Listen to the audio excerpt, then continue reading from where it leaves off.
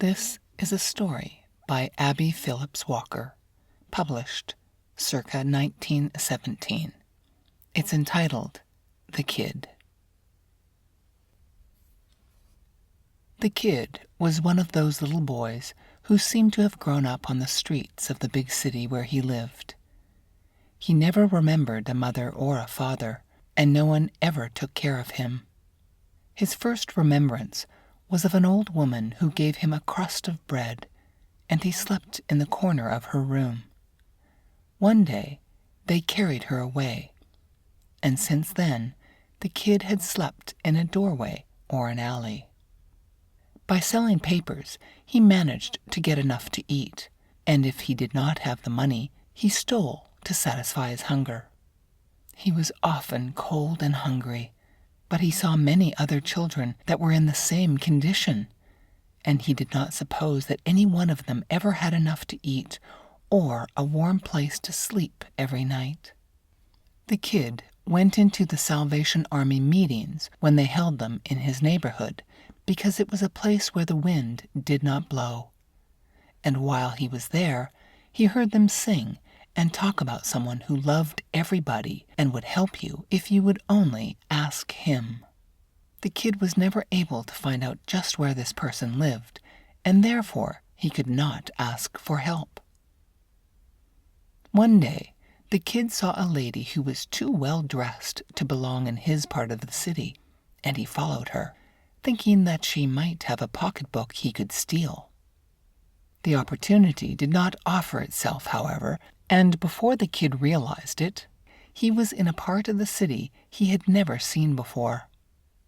The buildings were tall, and the streets much cleaner than where he lived. The Kid walked along, looking in windows of the stores, when he noticed a lady standing beside him with a jeweled watch hanging from her belt. He had never seen anything so beautiful or so easy to take, and he waited for a few more people to gather around the window, and then he carefully reached for the watch, and with one pull, off came the trinket, and away ran the Kid like a deer, with the watch clasped firmly in his grimy little hand.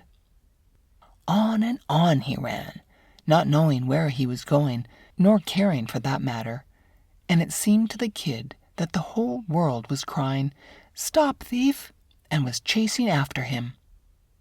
After a while, the noise grew fainter and fainter, and he stopped and looked back. There was not a person in sight. The Kid looked around him. All the houses were large with clean stone steps in front of them. The Kid sat down on the bottom step of one of these houses and looked at his treasure. He held it to his ear and heard its soft tick, and then he looked at the sparkling stones on the case. He opened it and watched the little hands move. Then he opened the back part, and there was the picture of a baby, a little boy, the Kid thought. Around its chubby face were curls, and its eyes were large and earnest-looking. The Kid sat gazing at it for some moments, wondering who it was. When he looked up, he saw a large building across the street with a steeple on it, and on top of that, a cross. The door of the building was open, and after a while, Kid walked across the street and up the long, wide steps. He went in and looked cautiously about. It was still, and no one was to be seen. There were 2 doors, and Kid went to one of them and pushed it open. He thought for a minute he was dreaming, for he did not suppose that anything so grand could be real. There were rows and rows of seats, and at the very end of the big room, the Kid saw a light. He walked down one of the aisles to where the little flame was burning and stood in front of the altar. He looked at everything with a feeling of awe, but he had not the slightest idea of what it all meant.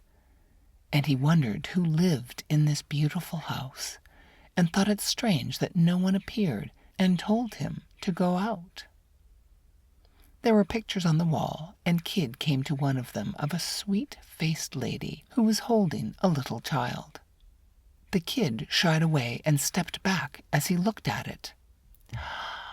"It is the baby in the watch," he said.